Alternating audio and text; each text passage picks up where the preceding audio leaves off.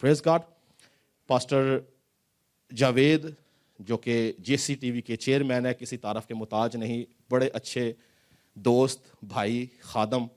और भाई साहब, हमारी यहाँ मजबूरी ये है कि हमारा जो रवाज ये है कि हम फूल देते हैं, आप हमेशा आते हैं, आपको पता है। अभी हमें मना कर दिया गया इवन कि हम 7-1.5 मीटर के फासले से खड़े हो सकते हैं। तो हमारी बहन के लिए और भाई के लिए फूल ड्यू रहे, नेक्स्ट टाइम के लिए सब खड़े होंगे और जोरदार तालियों से खुदा के खादम को और आज कलाम को वेलकम करेंगे। Praise God.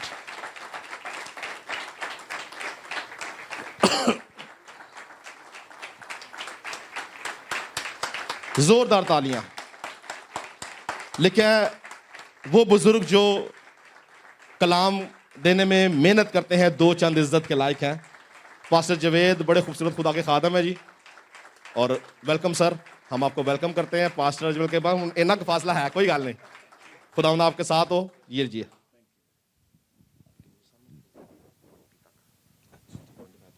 Ji, thank you. Praise the Lord, hallelujah. मसीह यीशु में आप सबकी सलामती हो। आप तशरीफ़ रखें। सब ये थोड़ी देर के लिए उतार सकते हैं मास्क? चलो ठीक है।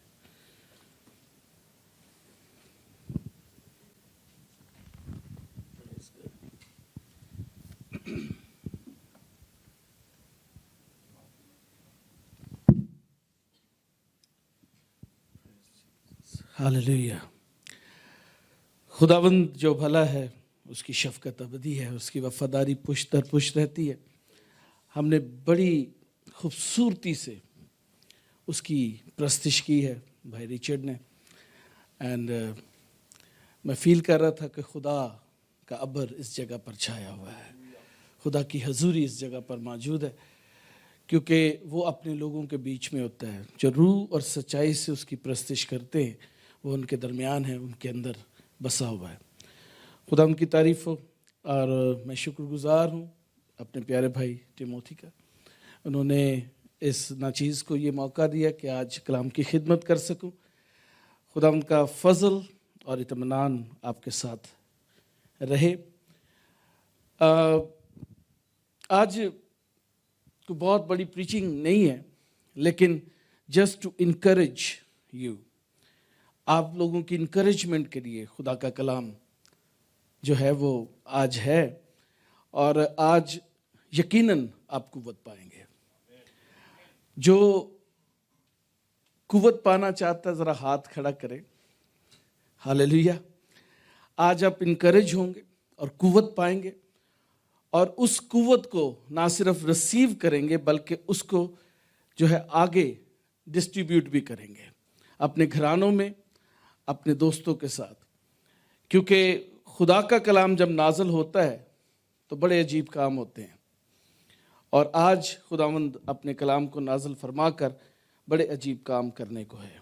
आए मेरे साथ निकालें खुदा के कलाम में से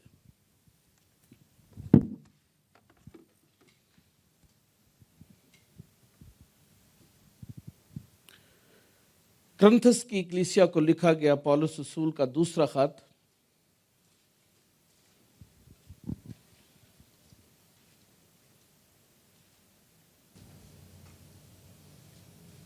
और उसका 5वां बाब, पहली आयत से लेकर 5वीं आयत तक तलावत करूंगा। खुदा के कलाम में कुछ यूं मरकूम है, क्योंकि हम जानते हैं कि जब हमारा खैमा का घर जो ज़मीन पर है गिराया जाएगा, तो हमको खुदा की तरफ से आसमान पर एक ऐसी इमारत मिलेगी जो हाथ का बना हुआ घर नहीं बल्कि अबदी है। चुनाचे हम इसमें कराहते और बड़ी आरजू रखते हैं कि अपने आसमानी घर से मुलव्वस हो जाएं, ताकि मुलव्वस होने के बायस नंगे ना पाए जाएं। क्योंकि हम इस खैमा में रहकर बोझ के मारे कराहते हैं, इसलिए नहीं कि ये लिबास उतारना चाहते हैं, बल्कि इस पर और पहनना चाहते हैं, ताकि जो फानी है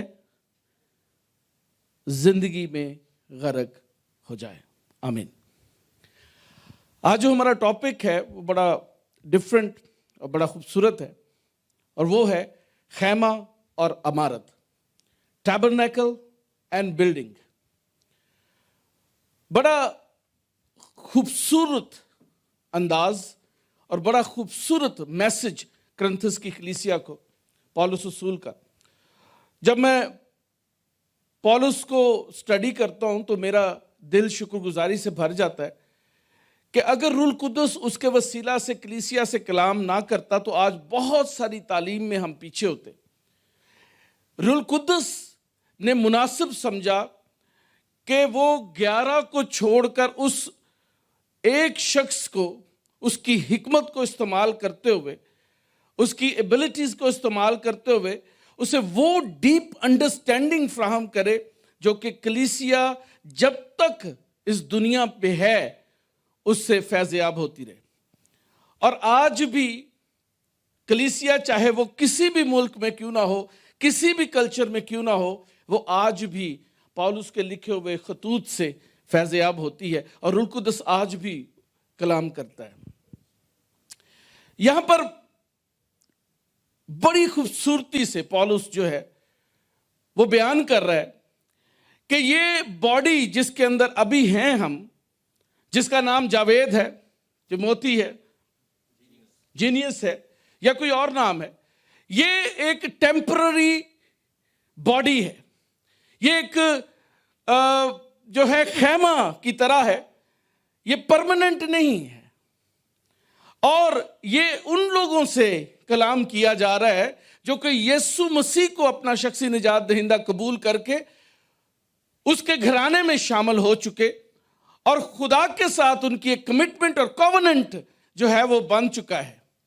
उन लोगों से खिताब करते हुए पौलुस कहता है कि ये घर जिसमें अभी आप हैं ये खैमा है और ये गिराया जाएगा, और ये जो है ये परमानेंट प्लेस नहीं है किसी भी ईमानदार के लिए, क्योंकि गुनाह के वसीला से इंसान जो है वो मरेगा।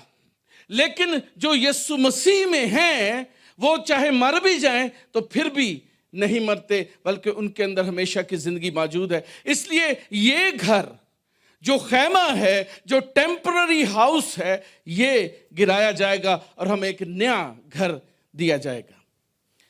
जब मैं टेम्पररी हाउस की बात करता हूं तो फिर आप में से बहुत सारे लोग शायद कैंपिंग करते हो तो आपको पता होगा कि कैंप के अंदर सारी सहूलियात मुयस्सर नहीं होती, टेम्पररी चीजें मौजूद होती हैं। अगर लाइट भी आपने करनी है तो एक छोटा सा लैंप होता है, इस तरह से खूबसूरत लाइटिंग मौजूद नहीं होती।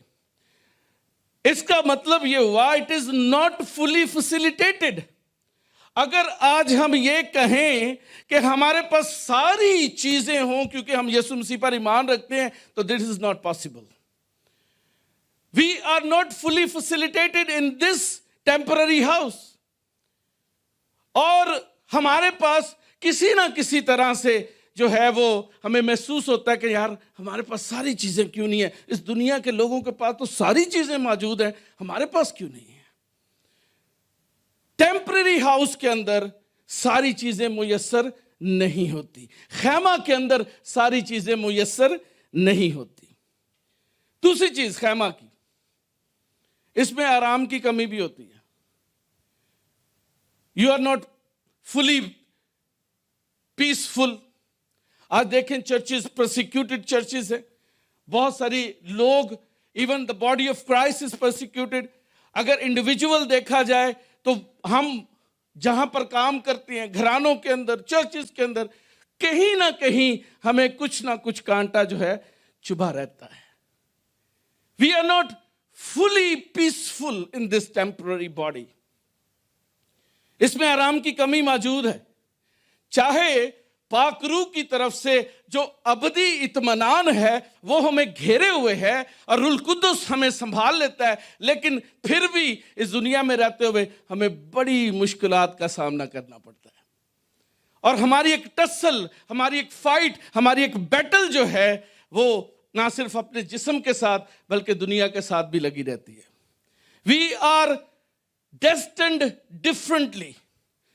हमारी डेस्टिनी क्योंकि डिफरेंट है, हमारा किंग डिफरेंट है, हमारा किंगडम डिफरेंट है, इसलिए एक टसल जो है वो बनी रहती है जो हमें जो है आगे बढ़ने में मददगार भी साबित हो सकती है।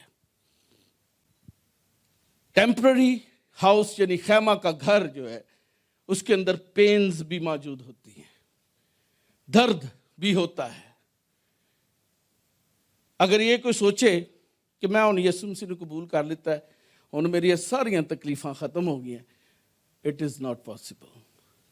जिस दिन आप यीशु मसीह का दर खटखटाते हैं और उसके साथ जो है वो शराकत में आ जाते हैं, उसके बदन का हिस्सा बन जाते हैं, उस दिन से एक नई बैटल का आगाज हो जाता है। और सबसे बड़ी बैटल आपकी अपनी बॉडी के साथ होती है, सबसे बड़ी। आपका रूह जो है वो रूह कुदस के ताबे होना चाहता है, जबकि बॉडी चाहती है कि वो दुनिया के ताबे हो जाए। और एक पेन जो है वो लगी रहती है, एक दर्द जो है वो सताता रहता है। बहुत सारे लोग इस टसल के अंदर गिरते हैं, उठते हैं, चलते हैं, कुछ गिरे ही रहते हैं, कुछ उठ जाते हैं और फिर चलना शुरू कर देते हैं। लेकिन in this temporary house there is pain. दर्द मौजूद है, मुसीबत भी मौजूद है, परसिक्यूशंस भी हैं। परसिक्यूशंस में बहुत सारी किस्में हैं जिनको यहाँ पर डिस्कस करना ज़रूरी नहीं है, लेकिन उनमें से एक किस्म जो है हमारी फैमिली के अंदर ही मौजूद होती है। Once you receive Jesus Christ as a saviour, may be your brothers and sisters are against you. वो आपके अगेंस्ट हो जाएंगे, कहेंगे कि और फिर की हो गया जी, ये बहुत ही भगत बनया फिरदा, बाइबल की आ गई है, ये बहुत ही भगत बनया फिरदा। Persecution starts when you receive Jesus, क्योंकि ये टेम्पररी बॉडी आपको दे दी गई है। एंड देन रिजेक्शन भी हो सकती है। यू विल बी रिजेक्टेड, दुनिया आपको रिजेक्ट करेगी। एक अजीब सी जो है ना कंडीशन पैदा हो जाएगी। आप फील करेंगे यार मैं सारा कुछ तो ठीक कर रहा, फिर भी थोड़ा जा मेरे नाल क्यों है जरा खिज के रहंदे ने, हैं मेरे नाल क्यों थोड़ा जा डिफरेंस रखते हैं, सारा कुछ तो मैं ठीक करना। It means that you are going in the right path. इसका मतलब है कि आप दुरुस्त राह पर चल रहे हैं और रूह कुदस आपको सही राह पर लेके जा रहा है। जो ही उस राह से हटेंगे और फिर दुनिया के साथ शराकत करना शुरू कर देंगे, फिर वो बैटल खत्म हो जाएगी और आपके दोस्त बनना शुरू हो जाएंगे। आपके साथ कोई दावत नहीं रखेगा क्योंकि आप तो उनके जैसे बन गए। और जो ही यीशु मसीह का दामन पकड़ लेंगे, फिर से यीशु मसीह में कायम हो जाएंगे, तो वही रिजेक्शन का सामना करना पड़ेगा आपको। बहुत सारे मसीही इस रिजेक्शन की वजह से गुमराह हो जाते हैं। मुझे याद है एक लाहौर में ही एक साइकिल पे अमरूद बेचने वाला शख्स था। हमारी गली में आया करता था अमरूद बेचने के लिए, और बड़ी उसकी बिक्री होती, बड़ा नाम था उसका, बड़े लोग इंतजार में रहते थे अच्छे अमरूद लेकर आएगा। क्या हुआ कि उसने यीशु मसीह को कबूल कर लिया, बपतिस्मा ले लिया, और जो ही उसने बपतिस्मा लिया, यीशु को कबूल किया, उसके लिए थोड़ी सी मुश्किलात बढ़ना शुरू हो गई। 2 हफ्ते बाद देखा मैंने कि वो चर्च आना ही बंद हो गया। हम लोग उसके पास गए, कहा भाई जी की गल, तुसी ते बपतिस्मा लिता है, तुसी ते की कहने यीशु ਨੂੰ कबूल करता, चर्च नहीं आ रहे। कहता जी जिदन दा मैं चर्च आना शुरू किया मेरी तो बिक्री खत्म हो गई है, मेरी तो दुकानदारी जाती रही है। बहुत सारे लोग रिजेक्शन की वजह से यीशु मसीह का इनकार कर देते हैं। लेकिन मैं आपको बताता चलूं, ईमानदार जो यीशु मसीह पर ईमान रखते हैं और हकीकत में यीशु मसीह को जान लेते हैं, वो इस रिजेक्शन को भी रिजेक्ट कर देते हैं। हालेलुया। और क्या करते हैं? आगे बढ़ते चले जाते हैं, एक निशान की तरफ बढ़े चले जाते हैं और खुदावंद उन्हें संभाले होता है। लेकिन इसका हरगिज मतलब नहीं कि आपके पास टेम्पररी बॉडी है तो इसको ऐसे ही छोड़ देना है, कोई गल नहीं जी, जो भी होएगा वेखी जाएगी। नहीं, in this temporary body you have holy of holies as well.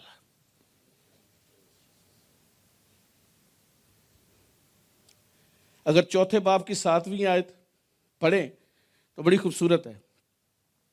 2 कुरिन्थियों, लेकिन हमारे पास ये खजाना मट्टी के बर्तनों में रखा है ताकि ये हद से ज्यादा कुदरत हमारी तरफ से नहीं बल्कि खुदा की तरफ से मालूम हो।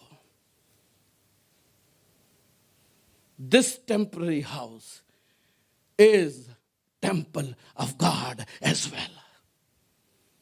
चाहे हम कराहते हैं, चाहे हम परसिक्यूटेड हैं, चाहे हम रिजेक्टेड हैं, चाहे हम दर्द में हैं, चाहे हम फुली फैसिलिटेटेड नहीं हैं, लेकिन खुदा का रूह इस टेम्पररी बॉडी के अंदर मौजूद है। अगर आप यीशु मसीह को अपना शख्सी निजात दहिंदा कबूल करके पाक रूह से मामूर हो जाते हैं।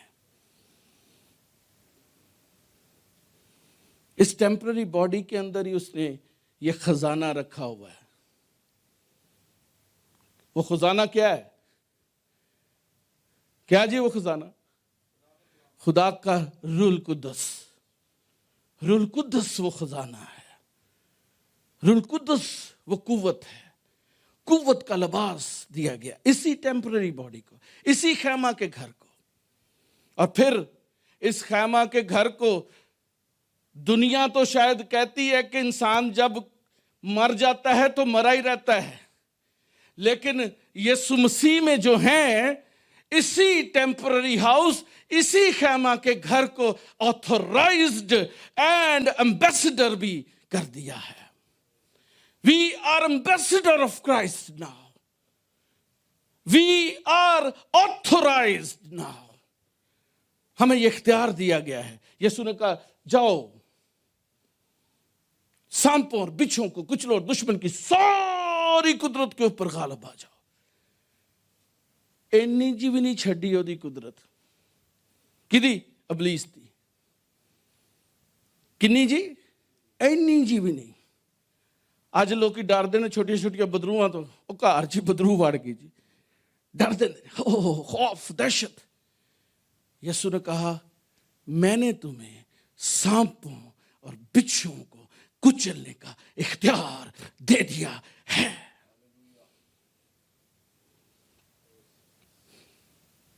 इन दिस टेम्पररी बॉडी। ये खैमा का घर जो है ये मामूली चीज नहीं है।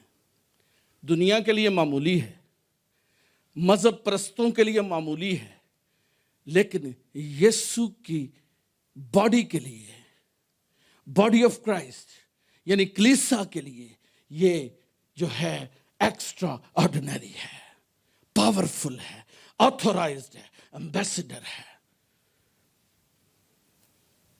जितनी देर हम इस हाउस के अंदर हैं we are authorised. Hallelujah, hallelujah. जितनी देर हम इस टेम्पररी घर के अंदर हैं वी आर एम्बेसडर्स। जितनी देर हम इसके अंदर हैं वी आर पावरफुल।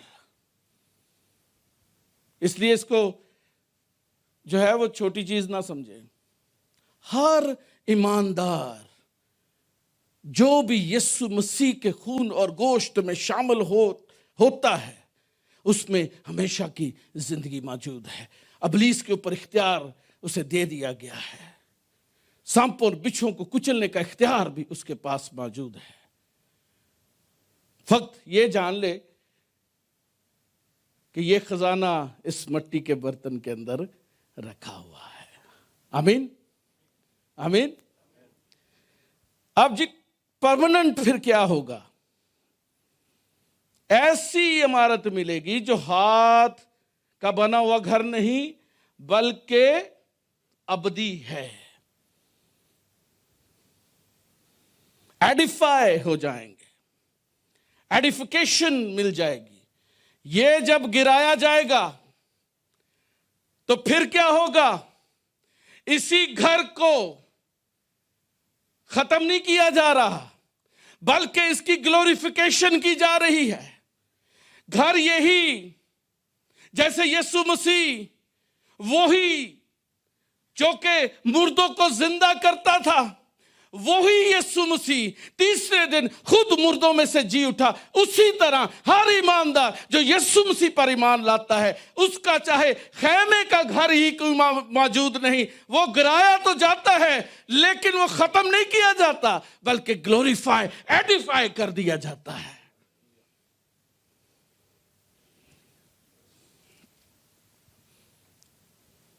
अब जो अबदी घर होगा, जो परमानेंट प्लेस होगी, जो मजबूत इमारत होगी, जिसे खुदा बनाता है, अबदी है, वो ग्लोरीफाई है। ਉਹਨਾਂ ਨੂੰ ਦੀਵਾਰਾਂ ਦੀ ਵੀ ਜ਼ਰੂਰਤ ਨਹੀਂ, ਉਹ ਵਿੱਚੋਂ ਗੁਜ਼ਰ ਜਾਂਦੇ ਨੇ ਜਿਵੇਂ ਯਿਸੂ ਗੁਜ਼ਰ ਜਾਂਦਾ ਸੀ। सफेद जामा पहने हुए, सफेद जामा पहने हुए खुदा के बेटे यीशु की प्रस्तुति करने वाले लोग, एडिफाई हुए हुए लोग, glorified, and then heavenly body. इस जिस्म में हम आसमान पर नहीं जा सकते, लेकिन जो परमानेंट हाउस मिलने को है ना, इसके गिराए जाने के बाद जो इसको तब्दील करके नया जिस्म हम पहनने को हैं, उसमें हम आसमान पर जा सकते हैं। वो हेवनली बॉडी होगी, हेवनली लिविंग के लिए। इस दुनिया के लिए ये बॉडी बनाई गई कि जमीन पर रहा जाए, लेकिन आसमान पर रहने के लिए ये बॉडी नहीं है बल्कि परमानेंट बॉडी है, अबदी इटर्नल बॉडी मौजूद है जो कि आसमान पर रहने के लिए तैयार की गई है। Heavenly structure, heavenly structure made by God himself, अबदी है और फिर fully functioned and fully operated and fully facilitated है। यह भी बड़ा जरूरी है। ਉਹਨੂੰ ਕੋਈ ਕਮੀ ਨਹੀਂ ਜੇ, ਨਾ ਉਹਨੂੰ ਭੁੱਖ ਤੇ ਨਾ ਉਹਨੂੰ ਪਿਆਸ, ना ਉਹਨੂੰ किसी चीज की तलब। आसमान पर कोई भूख और प्यास नहीं है। हालेलुया! कैसी बड़ी उम्मीद हमारे लिए है। इसके लिए क्या कहेंगे? हालेलुया! क्या कहेंगे? हालेलुया! अगर हम इस जमीन पर हैं तो फिर भी एम्बेसडर हैं, अगर आसमान पर होंगे तो फिर भी बड़े की प्रस्तिश कर रहे होंगे।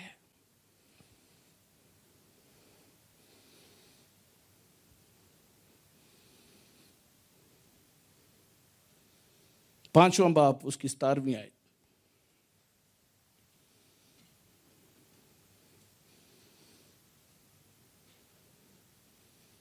और 18वीं आयत। इसलिए अगर कोई मसीह में है तो वो नया मखलूक है। क्या जी? उच्ची बोलो। हाँ जी। पाकिस्तान च ना भैणों की बहुती आवाज आती, भाइयों की घट आती। इत्थे भाइयों की बहुती तो भैणों की घट। मसीह में जो है वो क्या है जी? नया मखलूक है।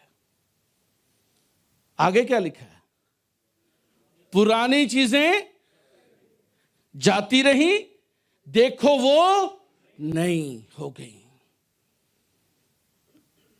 और सब चीजें खुदा की तरफ से हैं, जिसने मसीह के वसीला से अपने साथ हमारा मेल मिलाप कर लिया और मेल मिलाप की खिदमत हमारे सुपुर्द।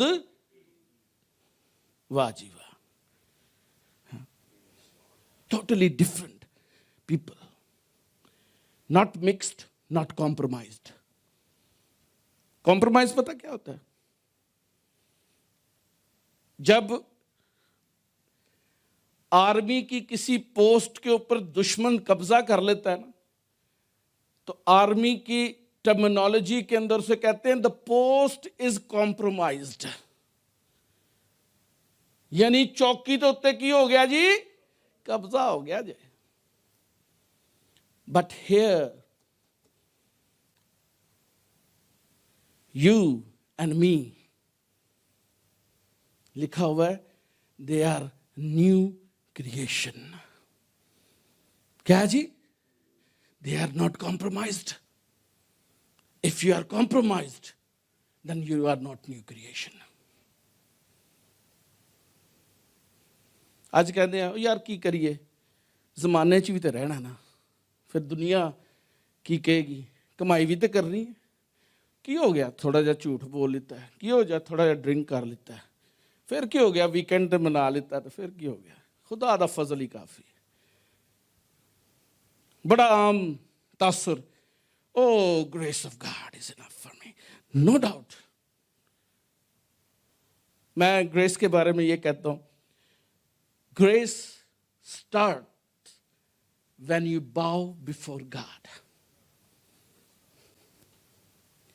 फजल उस घड़ी शुरू होता है जिस घड़ी आपके घुटने खुदावंद की हजूरी में झुक जाते हैं। उससे पहले ग्रेस नहीं जो मौजूद। मैं तुहानूं दसां, ग्रेस उदों आंदी है जदों तुहाडे घुटने जमीन ते झुकदे ने, तुहाडे आसमान दे उत्ते हत्थ आ जांदे ने, उदों खुदा दा फजल तुहानूं घेर लैंदा है ते पाक कर दिंदा है। ते जे समझो ओ कोई नहीं जी, खैर फिर खुदा दा फजल ही काफ़ी है। बहुत सारी आज डिसेप्शंस मौजूद हैं, बहुत सारी तालीमें मौजूद है, कहती ओ बड़ा गल जो मर्जी करो, एक दफ़ा तुहाडे नाम किताब च लिख दिते ने, नहीं जो कोई मिटा सकता, जो मर्जी कर लो। ऐसा नहीं है। Our God is a wise God. वो वाइज है, वो गुनाह के साथ मेल नहीं करता, उसकी शराकत बलियाल के साथ नहीं है। बलियाल पता की किनू कहते हैं? शैतान नू। मसीह का बलियाल से क्या मेल, क्या शराकत।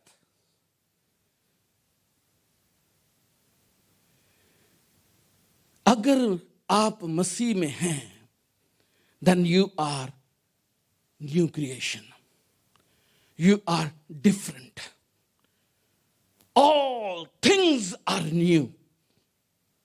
की जी, ऑल थिंग्स आर। मैं बड़े पादरियां नूं कहंदे सुनिया, भाई साहब सॉरी टू से, बड़े बड़े बड़े पादरी, ओ जी आदतां नहीं जो बदल दियां, और बचपन दी आदतां नहीं जो बदल दियां, इंसान की नेचर नहीं चेंज होती। इफ खुदा नेचर नहीं चेंज कर सकता, फिर नया मखलूक नहीं हो सकता इंसान।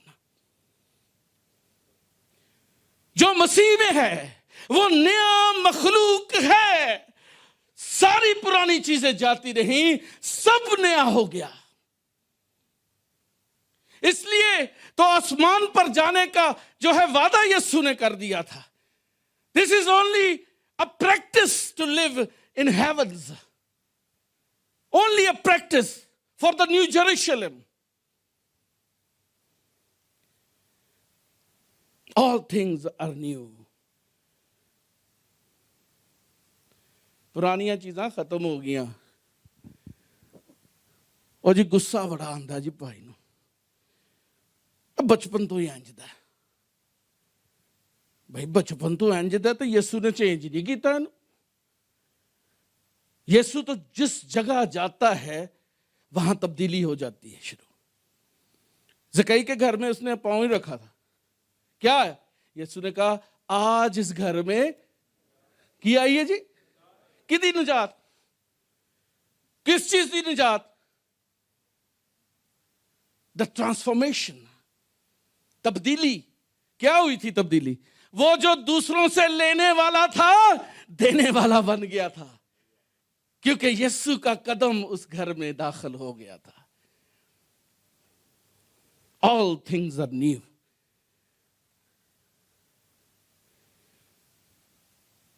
And when all things are new, we are in the temporary body. We are waiting for the Lamb of God. किसका इंतजार कर रहे हैं हम? और रूह और दुल्हन क्या कहती है? रूह और दुल्हन क्या कहती है? आ। और सुनने वाला भी कहे आ। We are waiting the Lamb of God. We are waiting not in the form of Lamb of God only. सिर्फ बर्रे की सूरत में नहीं देखने के लिए, बल्कि we are waiting him as Lion of Judah. हम यहूदा के बब्बर की सूरत में उसको देखेंगे। हम उसके साथ होंगे जब वो यहूदा के बब्बर के तौर पर इस दुनिया पर 1000 साल बादशाहत के लिए आएगा। हालेलुया।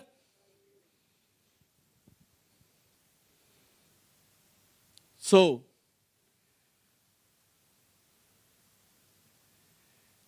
क्या ख्याल है? हमारे पास होप है? कितने लोगों के पास है होप? उम्मीद कितने लोग कर सकते हैं that we will live in heaven and a new Jerusalem, जहां पर बरे का तख्त भी मौजूद है, खुदा का तख्त भी मौजूद है, जहां पर ट्री ऑफ लाइफ भी मौजूद है और जिंदगी का दरिया भी उसके अंदर मौजूद है। और उस ट्री ऑफ लाइफ के अंदर बहुत सारे फल आते हैं। एक तरह के है ही नहीं, बड़े तरह के हैं। We have hope. So people of God, I want to encourage you. If you are persecuted, don't give up. If you have pain, don't give up. Because हमारा खैमा का कर जो जमीन पर है गिराया जाएगा, तो हमको खुदा की तरफ आसमान पर एक ऐसी इमारत मिलेगी जो हाथ का बना हुआ घर नहीं बल्कि अबदी है। सब कहें आमीन। सब कहें क्या है जी? वो अबदी है। बट आपने परेशान नहीं होना। जितनी देर हम इस दुनिया में हैं, we are ambassador of Christ, we are authorised, we have given authority.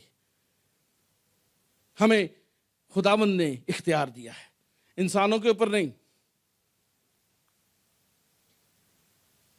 उन रूहानी फौजों के ऊपर जो आसमानी मकामों में है, उन पावर्स एंड प्रिंसिपैलिटीज के ऊपर जो इब्लीस की तरफ से है। हमें खुदावंद ने इख्तियार दिया कि सांपों और बिच्छुओं को कुचलें और दुश्मन की सारी कुदरत के ऊपर गालिब आ जाए। आमीन।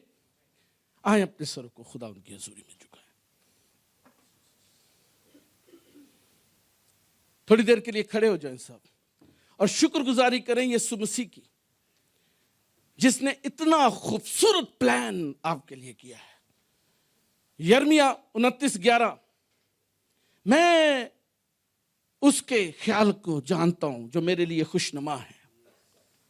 For I know the plans he has for me, plan of prosperity। आज भी खुदावंद आपके लिए प्लान रखता है। जितने लोग यीशु मसीह को कबूल करते हैं, खुदावंद उनके लिए प्लान रखता है। उसके लिए शुक्रगुजारी करें। और जो अभी तक न्यू क्रिएशन नहीं है, एक्सेप्ट हिम राइट नाउ। उसको मौका दें। रूह कुदस आपको तब्दील करेगा, पाकरू आपको चेंज करेगा। आप अपनी एफर्ट से चेंज नहीं हो सकते, अपनी कोशिशों से आप तब्दील नहीं हो सकते। Let him change you. उसको मौका दें कि वो आपको तब्दील करे। ऐ मेहरबान खुदावंद, तेरा शुक्र, तेरी तारीफ हो तेरे इन खूबसूरत लोगों के लिए, जो तुझसे मोहब्बत रखते हैं और तेरा दर्शन करने यहाँ पर आए हैं, ताकि अपने साथ उस कुव्वत को और उस बरकत को ले के जा सके जो तेरे कलाम के नाजल होने से मिलती है। तेरा शुक्र, तेरी तारीफ उस कलीसिया के लिए। मेहरबान खुदावंद, इन प्यारे लोगों के लिए तेरी हजूरी में बरकत की दुआ करता हूँ। ऐ खुदा, मैं चाहता हूँ कि तू इनको क़याम बख्श और तेरी हजूरी इनको हमेशा थामे रहे, तेरा मसा इनके साथ रहे और ये अपने घरानों में ऐ खुदावंद एक नूर की मानत चमके, चिराग जलाकर चराग जलान पर रखें ताकि पूरे घर को रोशनी पहुंचे। खुदावंद, तेरे खादम अपने भाई तिमोथी के लिए बरकत चाहता हूँ, जब वो बड़ी जांफशानी से इस कलीसिया के अंदर चरवाहे की खिदमत करता है। खुदावंद, मैं तेरा खादम होता हुआ यीशु मसीह के नाम में उसके लिए बरकत की दुआ करता हूँ। रूहानी नेमतों और जिस्मानी नेमतों से भर दे खुदावंद, अपनी खूबसूरती अता कर और ग्लोरिफिकेशन दे ताकि तेरा नाम जलाल पाए। खुदा, तो बड़ी कुदरत के साथ अपने खादम को इस मुल्क के अंदर और मुल्क से बाहर इस्तेमाल कर, उसके घराने पर तेरी बरकत हो और जितने लोग इस पूरी इंतजामी अमूर को संभाले मैं उनके लिए भी बरकत चाहता हूँ। तेरा फजल वाला हाथ उनको संभाले रखे। Spirit of division, spirit of conflict यीशु के नाम से दूर रहें इससे, और एक खुदावंद ये रूह के बंद में बंधे रहें और रुल कुदस की आवाज़ को सुनते हुए यीशु मसीह के ताबे होते चले जाएं और तेरा नाम जलाल पाए। अच्छे मजदूर की मानद खेत में अपने मालिक को खुश करने के लिए काम करें, तो अपने आसमान से बड़ी कुदरत को जारी कर, यीशु मसीह के अजीम और कादर नाम में, आमीन। बहुत शुक्रिया। खुदावंद आपको बरकत दे।